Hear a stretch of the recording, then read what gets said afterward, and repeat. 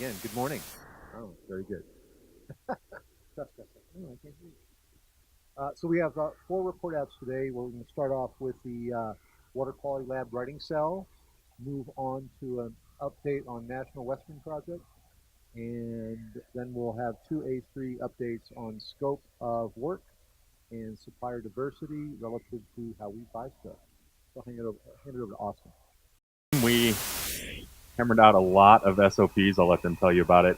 Uh, Overall, semi boring for an event, right? We heads down, just tapping away. Takes a very long time, but they hammered out a ton of them. We had a lot of people involved, so I will hand it over to Craig.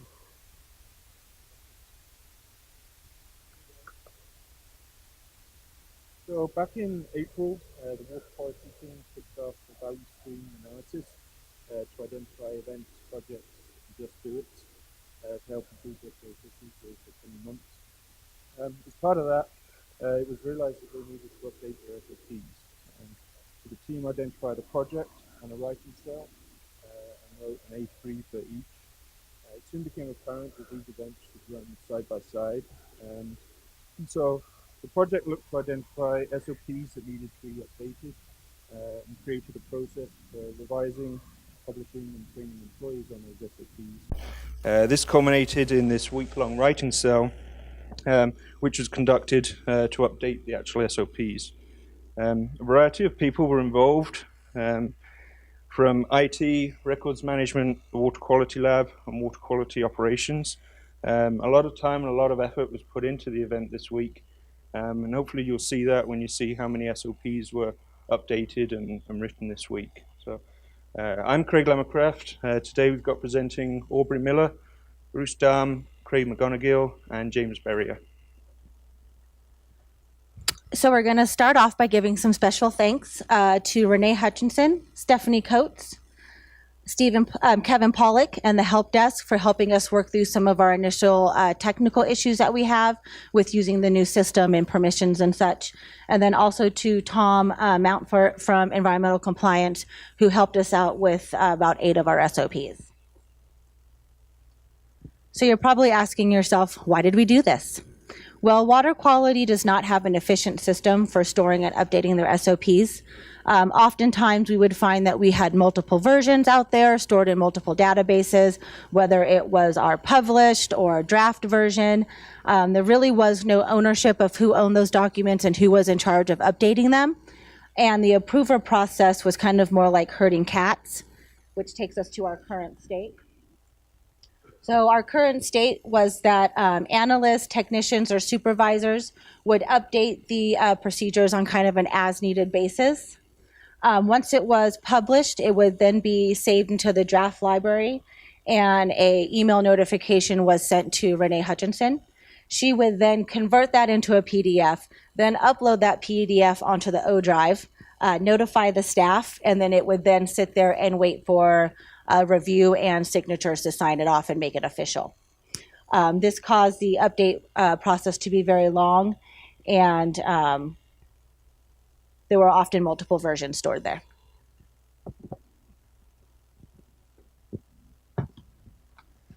So the new process is that generally it'll be a analyst or a technician that is responsible for the SOP.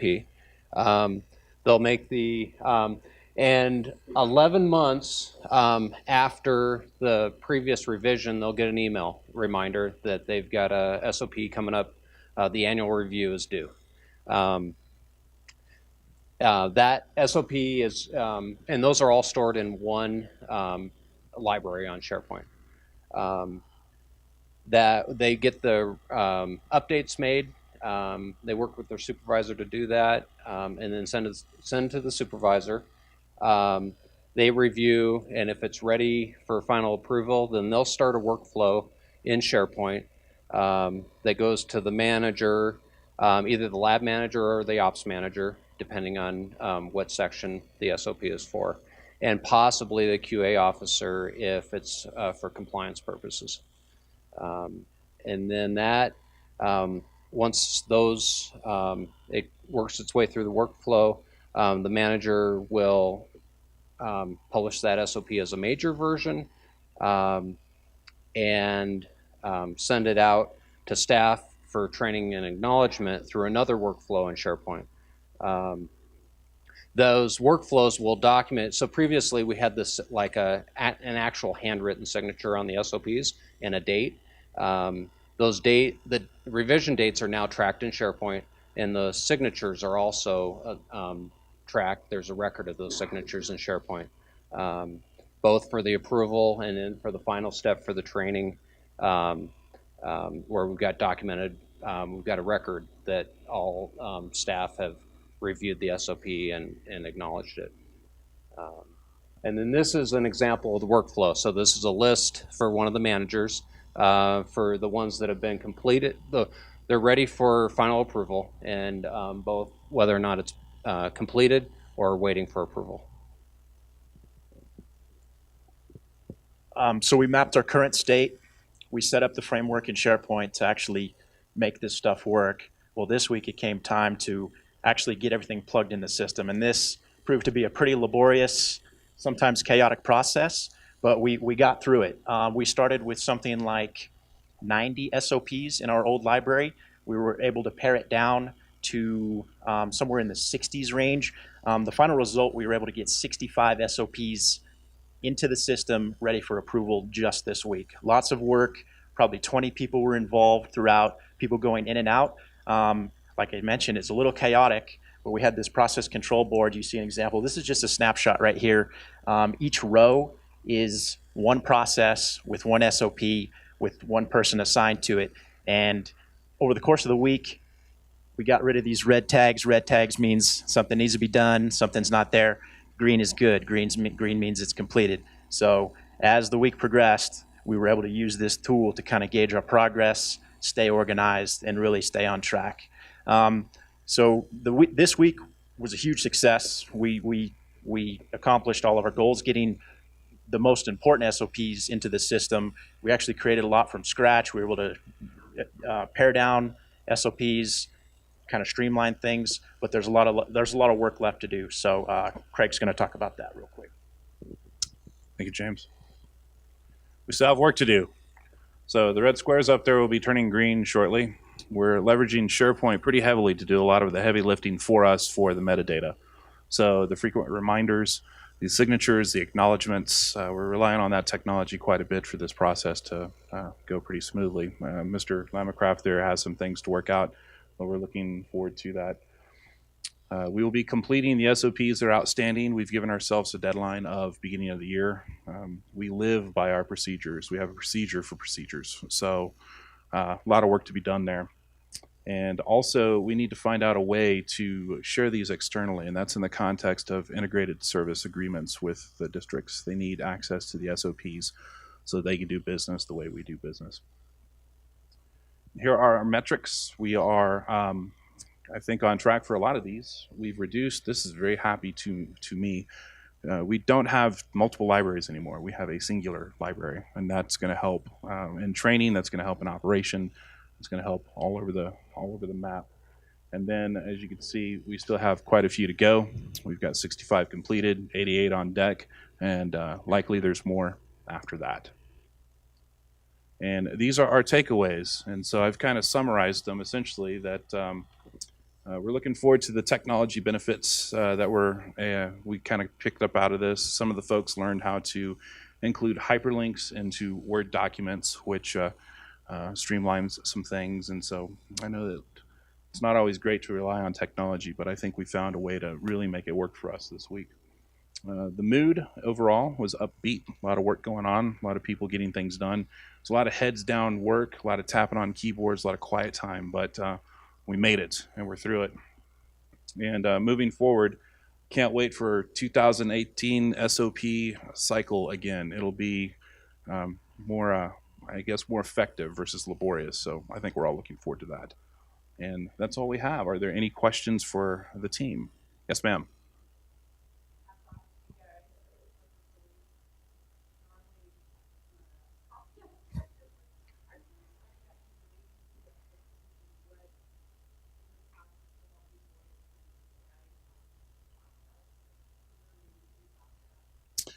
That's an interesting question. I can give you my insights to that. The team might differ on opinions there. The laboratory has a way of measuring a parameter that operations may also measure that parameter. And so with the laboratory, there are certain requirements that we have to do, like quality assurance and things like that. And so that's how there could be multiple SOPs for the same thing. Also, in the old way of doing things, it was quite possible to have an illegal SOP, one that I printed out 4 or 5 years ago that I got all my notes on, and one that you, the intern, just printed out also that doesn't have all my insights to it. And so it was just that kind of Wild West process that we had there that didn't have good document control over things. And so we don't have procedures just to have procedures, but there are things that we do have to document how we do to ensure standard work's completed and things like that. And as you can see from the numbers, we have a lot of procedural type work that has to be done. Did that answer your question? Yes, thank you. Yes, sir.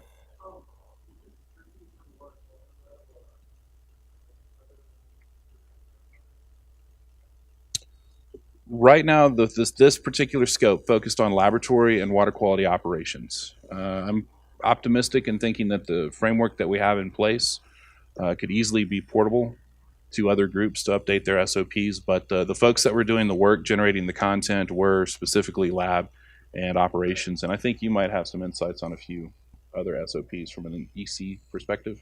Yeah,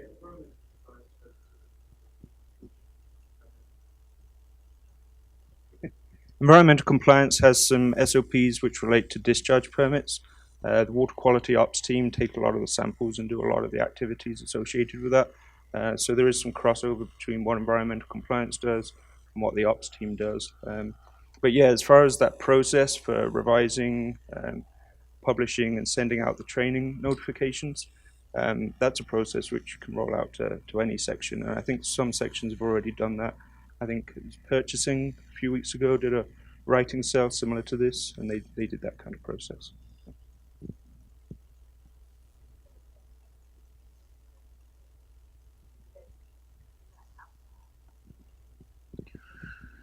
In the SharePoint view, if an SOP version is a dot number, that means that there is some kind of a revision on that SOP.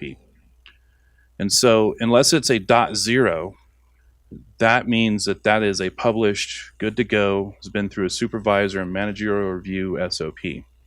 So I believe the word that we're using is contributor privileges. So if you authored an SOP, you would be the author of it, where you could definitely go through and make changes and corrections. And if you tried to upload that to the SharePoint site, I would get a notification that, hey, you're trying to upload something. And hopefully I know that you're working on an SOP, and so I'm anticipating that. But it doesn't go on to the next level until I acknowledge it, and you and I have made corrections and corrected contents and things like that. So there are a few stop gaps, if you will. Yes, sir.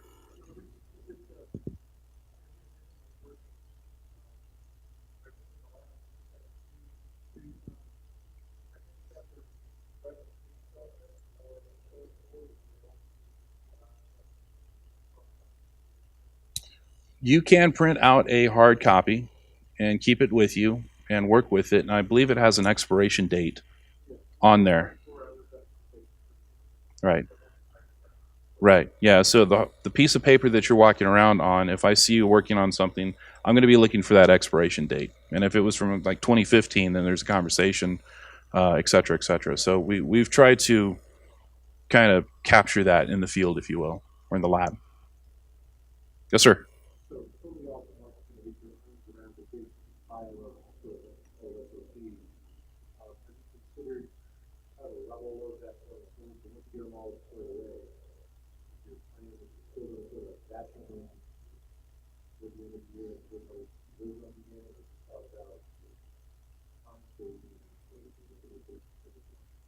Well, that might tie into Cheryl's point pretty quickly. There are times that in the old ways that we would make annotations and corrections, and then they would just linger. And so what we have now is if there is a change, it kind of prompts us to do that change. There will be a big burrito day for SOP day at some point to where we make sure that it's probably more of an administrative procedure that the SOPs have revised dates and current dates on them. without much content change at all. Kind of more of just, like I said, just administrative procedure. But as we move on, there's no reason to wait until next November to update an SOP. If there's annotations that Cheryl made, for example, in that particular thing, then it goes up the chain to essentially to a published thing. So in the SharePoint site, if you see a dot number versus a dot zero, there's work to be done, and there's no reason to let it sit there. Any other questions? Go back and maybe revise some of those dates a little bit, just so that they can stagger their work for next year. Any more questions? Okay, so my challenge to you guys and the process owners for next year is to look at this process again, see if there's some of the steps you can take out, see if there's some better stuff you can do with visual management, and just see if you could kind of make this process a little bit smoother. We moved a long way this year, but I think we can move further, so keep improving. Thank you very much, guys.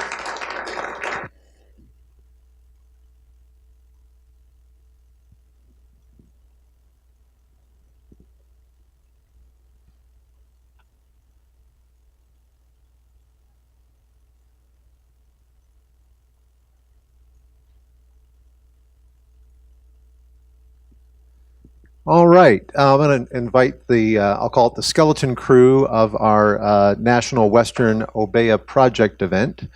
And I'll just let Greg kick us off. I'll drive. Okay. Thanks, David. Can everybody hear me? I'm not sure this thing's working anyway. Is it working? Okay. All right.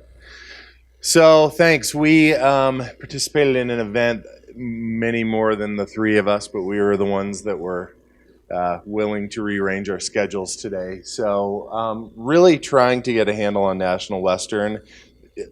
I should make this clear. This is not from left to right, much to my 3-year-old son's consternation. I guess I'm not Superman. Would have loved to be. Although I would submit that Abby Antolovich, who is the leader of this thing, is Martian Manhunter. I think she does have skills in mind control, because we're still here. So next slide, please. So National Western is a really complex project. It is undergoing about $1 billion redevelopment in the north end of Denver. There are 3 major partners: City and County of Denver, Colorado State University, and the Western Stock Show Association.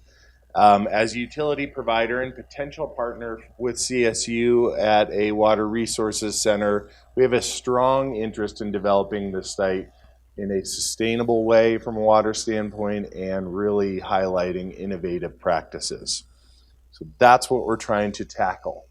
The huge issue, there are several, that you have multiple partners, as I mentioned, and you can see in this drawing at the top, there are a lot of hands sort of influencing this thing. In a way, this is a little bit of a tornado just because there are many, many aspects to it, from the site redevelopment, just the horizontal development there, all the buildings that will be built, what our partnership looks like. So not only are we entering this thing with multiple partners in a very complex redevelopment, we're trying to do some things for the first time. Build an innovation program, build a policy program, partner with a major university in a building that we've never done before. So there's a lot to really get our hands on, and that's what we tried to do this week, is just identify all the complexity and really get a path forward. Just a couple of other insights before I hand it off to Michael Thomas for the future state. So we have some unclear expectations and obligations that we need to get a hold of. Even an unclear scope of the water quality lab and programs. That's even evolving as we speak. There are new watershed requirements, and I think this dovetails back into what the event you guys just described to us. So trying to do that, change the wheels on the moving bus, as it were. No clear role or scope for overall site development, so we're also trying to understand, as they move the big pieces around that campus, we need to understand how we fit into it. So hopefully that describes a little bit of the complexity. There are railroad issues, there are river issues, there are pig issues and cow issues that maybe Michael can address in the future state. Ready? So for the future state, we really wanted to make sure that we have all of the right people at the table, internally especially. So we, we're a group of folks that kind of touch it in a few different ways. And so in our target state, we would have Denver Water, CSU, City and County of Denver. We would all kind of be aligned with our expectations with what's reasonable. And in addition, we wanted to make sure that we had room for some of these other partnerships. There's been a lot of discussion around who else might be interested in joining this effort. We want to make sure that we're organized to know what we want to get out of it, but that we're open to some of these other partnerships as well. We wanted to make sure that we had a pretty stable message and that we were able to say this is the value for the ratepayer, hence the kind of the 9 News. Be very clear, like this is what we're getting out of it, and this is why we think it's a good idea to join. And we wanted to know exactly water quality lab was a really important piece of that, but also that we don't get lost so much in that we don't exclude the visionary piece that are and the opportunities there. We want to make sure all our 4 pillars are all ready to go. We have an appropriate timeline there with some actionable dates so that we kind of keep ourselves better on track kind of moving forward. And then kind of internally, we wanted to make sure that we had all of our necessary steps aligned, that we knew what we were going to say, so that we could put that out to the external partners and to ratepayers as well. So our kind of gap analysis, we went through and just basically said, okay, what are all the issues? What do we need to find? What do we need to kind of figure out? And there kind of became some clear trends and some clear areas of focus. Certainly the water quality lab, we wanted to make sure that we address the campus redevelopment as a whole. I mean, we're water experts. It would be a real missed opportunity if we didn't help push some of these future innovative things at this campus, since it is going to be such a visible site for the city, county, region, state. So we wanted to make sure that we were asking the right questions up front. And we also wanted to make sure that we understood the structure. Who's going to be held accountable? Who, do we go to? What's the point of contact if questions do arise? So yeah. So we had to think about what was our solution approach to this fairly complex problem. And so our solution approach was to think about how we manage projects. And so we decided that the best way to do this was to concentrate more on learning and doing instead of planning and control. So we could make these lovely Gantt charts and hit them all on time, but we might be doing something that's off course where we need to be. We wanted to make sure that we were focusing on knowledge completeness, that we had the right information to make good decisions, and we wanted to reward knowledge and skill doing things right, as opposed to just doing the right things, hitting tasks on target. And we really wanted to focus this idea of creating learning efficiency, and so we wanted to become focused on that. And so to do that, we decided to create a project room. It's called an obeya. It's a fancy Japanese word. It just means big room, and it facilitates alignment on all the members, makes it easy to capture learning. So as we go along and we figure out that maybe we're off course, we can learn that and correct our course. And we really wanted to create a collaborative environment where we could quickly make decisions or at least understand the things we needed to learn. So one of the tools we used was a decision flow analysis, and basically it focuses on what decisions need to be made to move the project forward. There's 3 elements. There's what is the decision I need to make, and then what is the knowledge that I need to acquire to make that good decision, and then some tracking of what is the output that I'm going to get from that. And so we can track those in very specific tasks in very specific ways. The other tool we used was just a weekly planning board. On the left-hand side is a color code of who. So if you're in my example, I'm yellow, and if I have to do something, I write what I'm going to do. I put a little andon on there that tells me if I'm making progress. I write the date that that I initiated it, and the date that I'm going to finish it. And eventually, it will make it onto a scheduling board that will say either, well, I haven't scheduled it yet, or I plan to get it in the next 2 weeks. So we're sort of looking in 2-week chunks in terms of detailed planning, but we're looking over the longer term period to inform those decisions. And I'm going to hand it over to Jeremy so he can tell us a little detail about what it actually looks like. So actually, I'll do this real quick. So this is room 306, and so you can see we've got a decision flow map. We've got the detailed 2-week planning board. We have our standard work. We have team performance tracking to see if we as a team are supporting each other. We've got visions of our target state, we have visions of our current state, and the gap between those two things, and we use those to inform our decisions on a day-to-day basis. So this is what our decision flow analysis map looks like initially. We identified 3 to 4 initial decisions that we thought needed to be made immediately in order to push the project forward and at least define the scope. And so what we identified to the left is a bunch of questions that needed to be answered. We felt like if we can answer these questions, we can get to the decision and gain the required output. But for this project, just being at this stage, we thought, well, we need to prioritize these. What matters right now that we need to answer? Sorry. Yeah, so a couple of the decisions that we're trying to get. What is the scope of programs for the Water Resource Center at National Western? What is the scope of the Water Quality Lab? What is the scope of Denver Water's involvement in the entire National Western development? And what is the scope of Denver Water's internal efforts? What do our resources look like? So those were some of the decisions we thought we need to answer now. So we prioritize those because we're trying to get in front of the board here on the 15th. So we thought, what information do we need to present? What assumptions do we need to present to the board initially and staff that can give us the direction going forward? And so from those that were prioritized, the ones that we thought were important to have right now, we created this weekly planning board. And as David mentioned, this is kind of a 2-week rolling schedule that tells us what tasks people are going to be working on immediately, who's assigned, when they're going to get it done, and then we post those basically by who they're assigned to. So some of these initially that we were looking at really identify just getting the right information for the presentation for the board.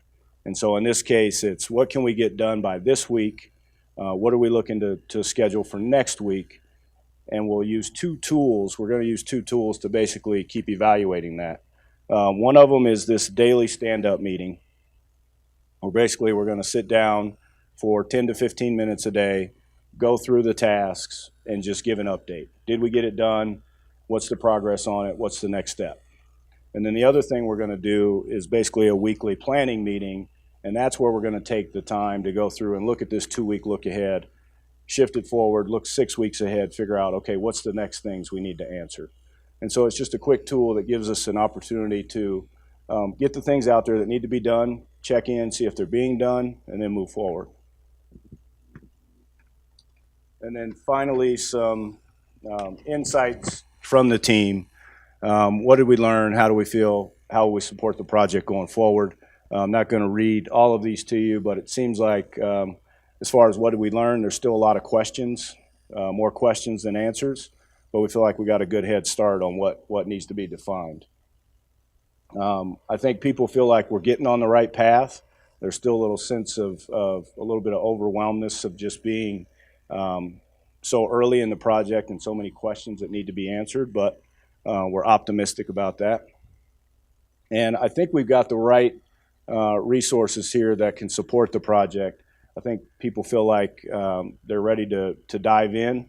People are optimistic and ready to get to decisions to define the project. Any questions?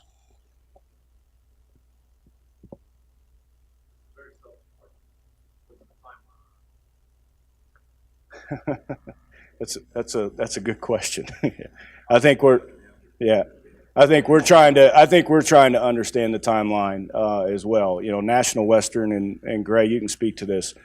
National Western and CSU kind of have a timeline for the development of the site, and then we also have to define what our timeline is for the Water Quality Lab, and you know, how long can we kind of go before we absolutely need to put something in place. Yeah, as it stands now, they would break ground on the Water Resources Center, and if the Water Quality Lab is included in that in the fourth quarter of 2019, there's still a lot for them to figure out. So we don't know whether that schedule is going to slip or not.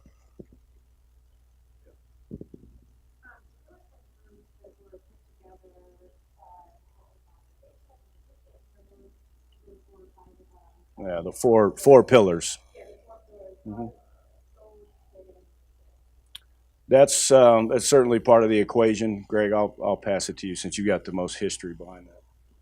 No, I think it's a good question. The way I would characterize it, Janine, is that there's been a lot of really good work to this point, and we've created some really good concepts and thoughts. I think right now, as we sit here right now, we now have to go test those concepts and those hypotheses and create a really detailed business case for all the things that we may want to do. So we're going to take all of that and say, here's our hypothesis on innovation, for example. Do we have a business case? Does it align to our strategic plan? Does it provide the appropriate ROI for our customers? So it's now time to take it and sort of make it real and take it from concept to real business case. Okay. Sure, Austin.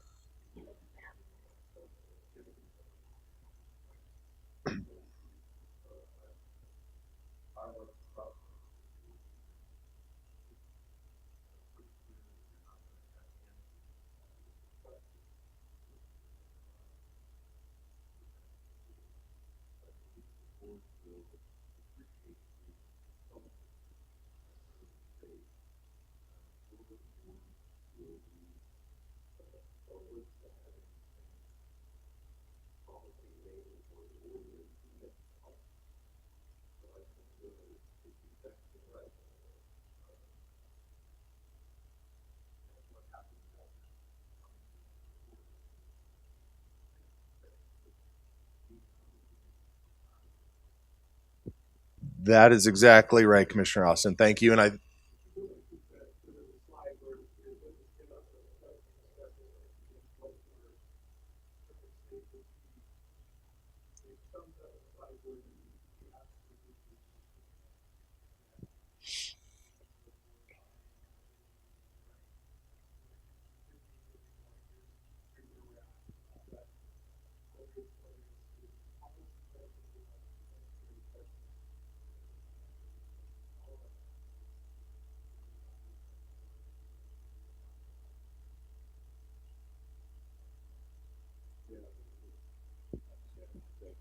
Yeah, it's our goal after this process and moving forward to identify the baseline assumptions.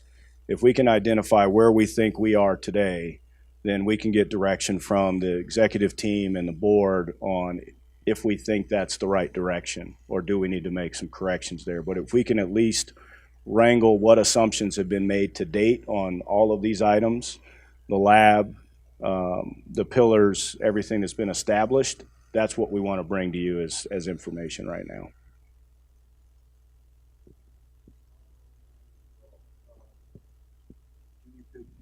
Question. I think that the work that has been done by the teams around these four pillars is really good and foundational in terms of going forward. At this point, we're really trying to define what this thing is about. So I kind of view it as a spectrum. At one end of the spectrum, we could decide not to participate and just build the water quality lab out at Marsden the way we had originally conceived. We think that there's a lot of potential and excitement around this synergy at the National Western Center, but we need to look at, is there a standalone reason to build a water quality lab at this site if we do nothing else with CSU? So that's kind of one end of the spectrum, is just build a water quality lab, locate it there. That's a good business decision for the location of that lab. At the other end of that spectrum is Denver Water participation in all of these pillars. We're making a capital investment, for example, in the Innovation Center. We're engaged in research. We're engaged in the Policy Center. Is that a good idea? And then where on that spectrum do we fall, both in terms of substantive engagement as well as capital and operating investment in the center? What's the business case for each of those? I think the theory is that if we have a water quality lab there and we're engaged in each of those four pillars, there's a synergy there with that supports all of our work across the organization that could be really exciting. When partnering with CSU, an academic institution, being engaged in public policy, that it seems like there would be reason for an investment in that. But what's the degree of that investment? CSU is certainly probably going to be looking for our money. The National Western Center writ large across that whole area of land. There's a funding gap there. They're going to be looking to us for money. Is that something that we're interested in engaging in or not? And those are, I think, ultimately the questions that the board is going to have to decide. And we're going to have to present to them these alternatives so they can make the decision as to about what level of investment and what level of substantive engagement we're going to have in the center. So I think that all that work that those teams did is really, as I say, foundational to kind of establishing this vision, which is really exciting, and that's kind of where we're at right now with CSU, is this big vision, but now it's coming down to reality, and what are we actually going to do, and what are we going to invest in, what are we going to create.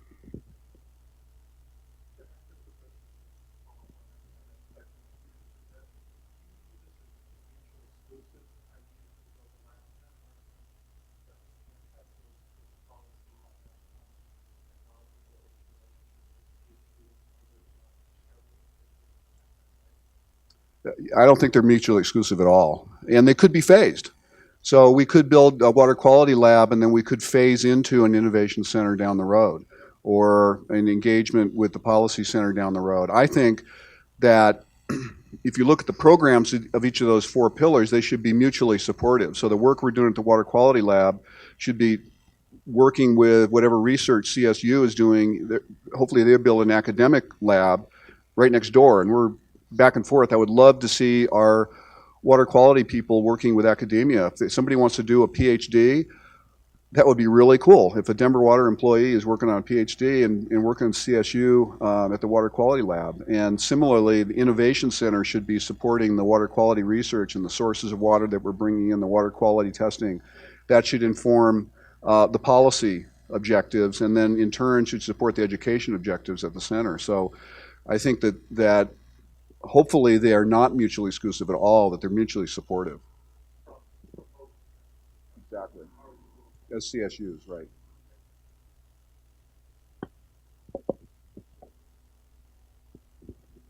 All right. Thank you very much.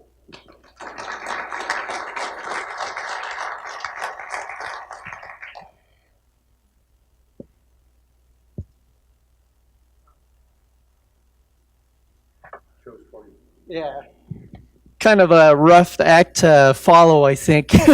Strategic initiative project to my A3. But hey, we'll make it exciting. So we've been doing a lot of work here in procurement. You guys have seen me probably every month or so with different projects. This is my little project, so let's go with it. So reason for action, we're trying to develop No, I got it. We're good.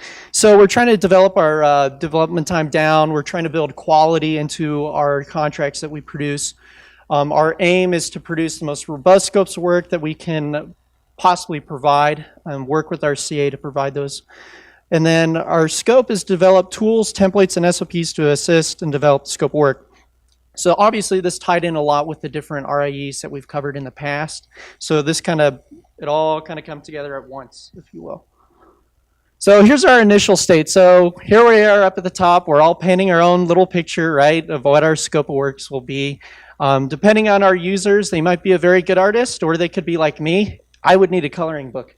So we developed this template, the scope of work, this training, to really help define what that scope would be. And also to have training and have quality standards, accountability, and measured outputs that we didn't have in the past. So we took a look who our suppliers were for this process, what the inputs were, what processes were involved, and then we looked and we said, you know what, our initial state, we can be so much better. So we need to improve upon this. So we looked at a whole bunch of different solutions. As you can tell, this was all involved with the value stream analysis in the 2P events that we had, and we identified that we need to train our CAs. Hey, we need to create better tools for our CAs to create these documents. That's when I became involved. So I kind of nerded out because I like to look at documents. That's what I do. And we found out 3 really good documents for this. We found one from our friends up north in Canada. Arizona State University, I found a really strong document in the state of Oregon. ASU wasn't really a surprise because the ISM, that's basically what purchasing's institute, that's basically what everyone aspires to and gets certification from, that's where they're based. So I took Nike from Oregon, and we took Best Western from Arizona, and we took maple syrup, we took all the best stuff together from those things, and we created one that fits for Denver water. And then boom, this when I had the epiphany here. Really, what scope evolves. And what's funny is this is applicable to everything with Denver Waters. We need to paint that picture, right? We need the why, the where, the what if, the how, the who, the when, the what, the how much. And that basically you paint that picture, and that's what really was an epiphany for me. And basically there's 3 different types of scope works. We have the design detailed ones, which engineering is probably very familiar with, where we say, hey, task 1, we want this. Hey, task 2, we want this. Level of effort's a little bit more opaque. That's what we use for like our temporary staffing, where we say, hey, I want a secretary here. Hey, I want a construction worker here, and we're going to kind of direct them. And then we have the performance-based scope work, where we say, I want you to build me a car to industry standards. We're not going to tell you how to do it. We're not going to tell you how to paint the picture, but this is what we want. So, cool things. Categories that we added to our scope of work that were previously not covered, at least from a consistent level. Our business and technical environment. I'm sure our IT folks will like us telling our suppliers what kind of IT tools that we're using before we start the work. Performance standards, quality assurance standards. These could even be, fees or penalties, liquidated damages that they have to pay if they're not performing up to our standards, reporting and communication requirements, risk and constraints, being upfront with our vendors, letting them know what risk could be involved in these different projects, on different contractor and Denver water responsibilities, location of travel, and Kate would like this, any green procurement standards that we require for those products. So here's a little tidbit that we put just to give you an example. So the first paragraph is basically just giving a high level of what we're looking for in this section. Then we have little bullet points that say, hey, you might want to look at this. Then we give a dark, bold, an actual example for the CAs to help guide them along. And then we have this purple, which is like, hey, we recommend that we link these to federal per diem standards if you're going to be bringing contractors in to help limit exposure on that end. So as I mentioned, this training and standard work, just like what you guys went through at the writing cell, it's a challenge we went through as a team, and we wrote what that training would be, so we handled the training aspect. So completion plan, we got it all done, and obviously it took a while till the end of October for me to get this done because we had to wait for the completion of the training and all those different events. We're looking to have this be 100% done as far as robust scope works received by procurement by our CAs, and then to reduce those procurement delays and reduce lead times. So insides, initially I thought that we'd suffer through a lot of things and we'd go through a lot of non-value add in our process because we don't remove ourselves away from that to really see where the waste is. And I wrote lean speed because I wasn't even anticipating this, but when we created this tool, it actually built it a lot up front of work that we had to do, but it really speeds up the process later on because we're able to utilize that tool. I added this because we all heard of scope creep within a project, and what I found out is by doing this, we're actually adding value creep because it sounds funny, but we're adding things in, we're asking for contractors to do stuff that we weren't asking them to do in the past, which will add more value in our procurement process and will limit some exposure for Denver Water and pass that along to the contractor. So that's my little project. So any questions? Angela?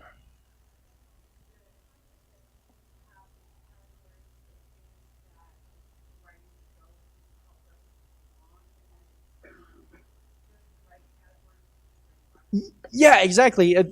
Going back to my Bob Ross coloring book, it's kind of like if we know what we want, we're going to tell them, hey, we want orange here, we want blue here, we want purple here.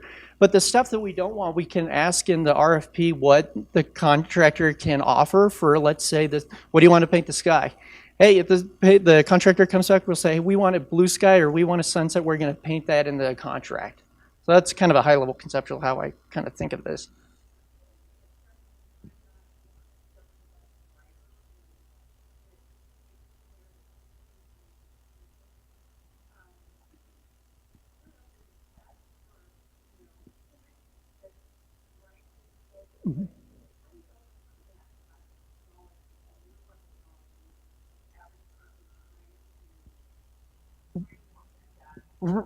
Right, yeah, I think that's really good. I mean, even writing this template, I mean, I do this every day. And with our CAs, our customers, they may do it one or twice a year. And what's great about it is we've built into our process a real collaboration where we sit down with the customer, we sit down with the stakeholders, and we're really able to come together and really paint that really beautiful portrait. Where in the past, what we were doing is we were passing it from the contractor to me, and there wasn't really that interpersonal dialogue. So I think as an organization, we're really going to see some synergy where we have the subject matter experts coming together with their contracting folks and really going to be able to add value to the process. Any other questions? All right, cool.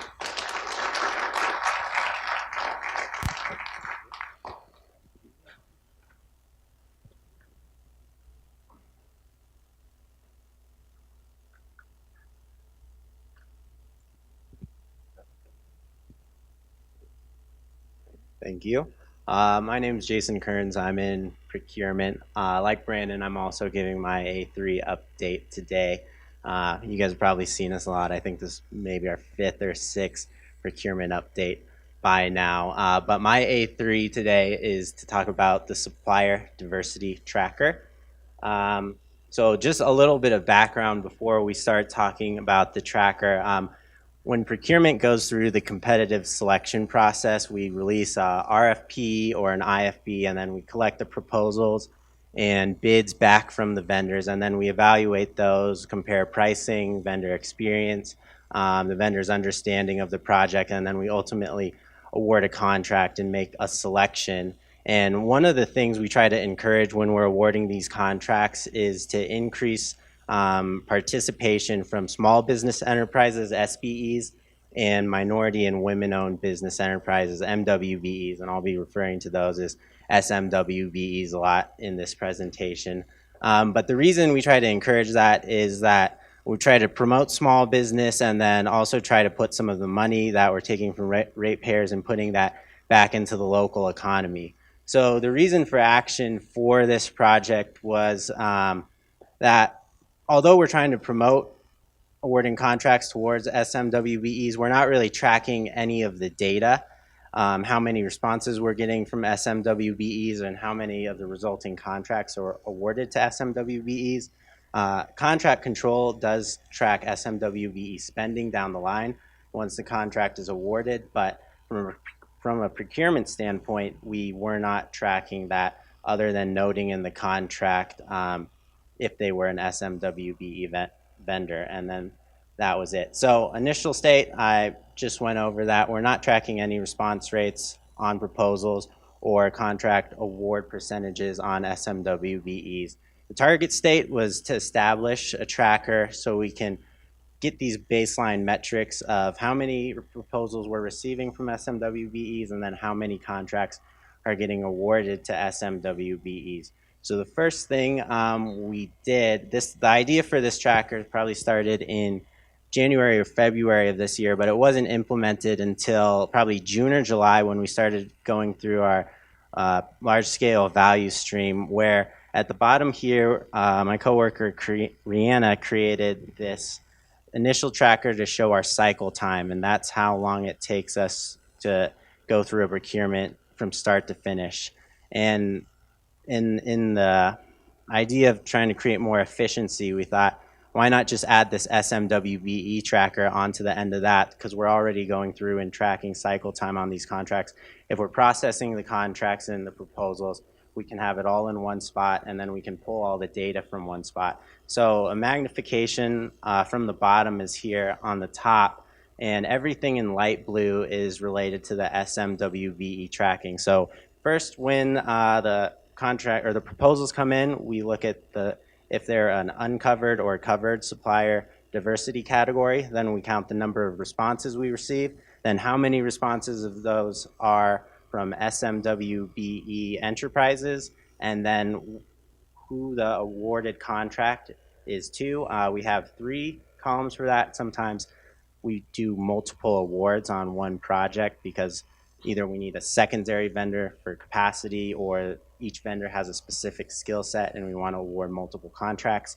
And then in the dark blue, we had another idea unrelated to SMWBE. If we're already tracking all of this, we might as well track how many incomplete proposals or unresponsive proposals we receive where they don't have sufficient information, or we're having to go back to the vendors to ask them for more information to get a complete proposal.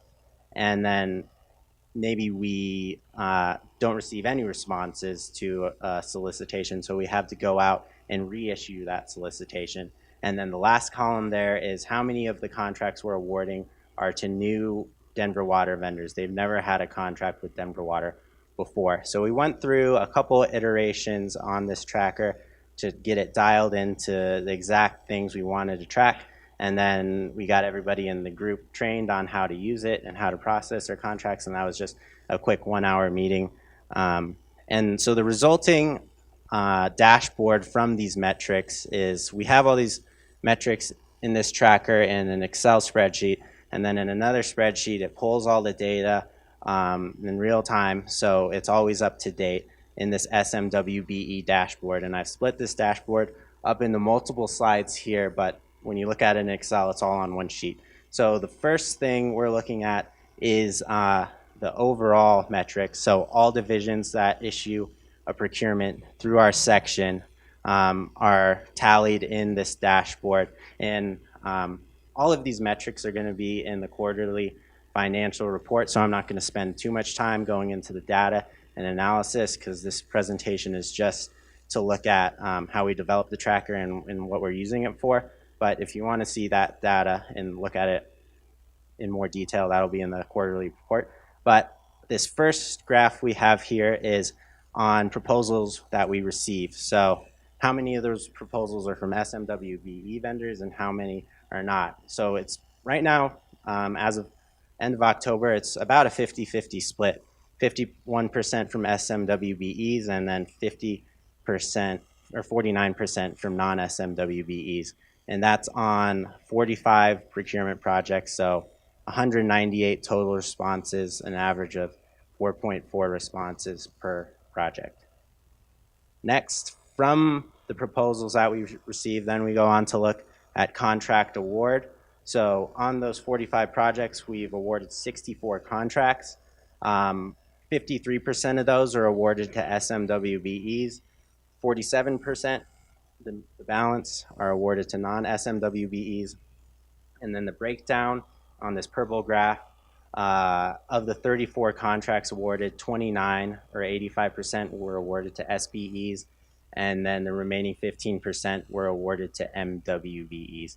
So just analysis from here, 53% of contracts awarded to SMWBEs follows pretty closely to the 51% of contracts or proposals we receive from SMWBEs.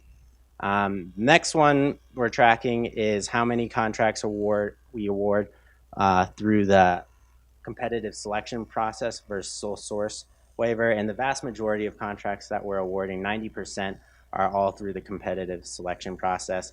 And then the last statistic here is that 53% of the contracts we've awarded in 2017 were to new Denver Water vendors who haven't had a contract with Denver Water before. In addition to that data, we also have the same data broken down by division, and this data we're given to the divisions monthly.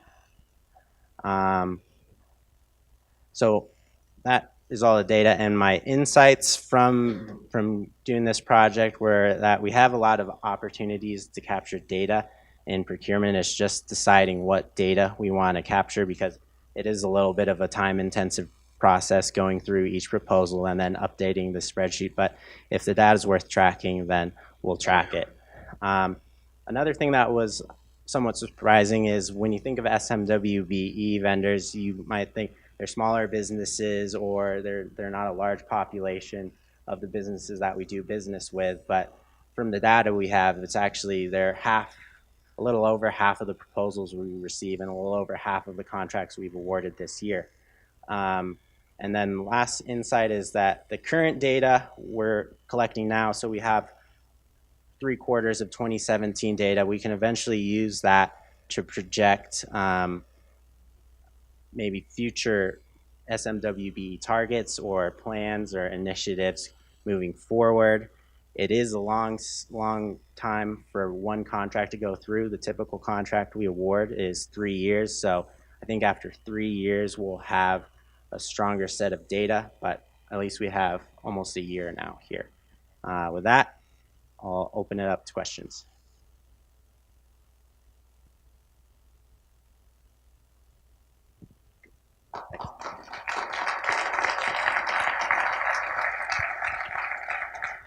Well, that's all we have. I just want to leave you with the idea that all we're doing here is we're getting the right people together with the right information, and they're working together collaboratively and solving problems for Denver Water. And so whether it's National Western, SMWBE, or other things we're working on, it's really this straightforward. So thank you very much. Have a great weekend.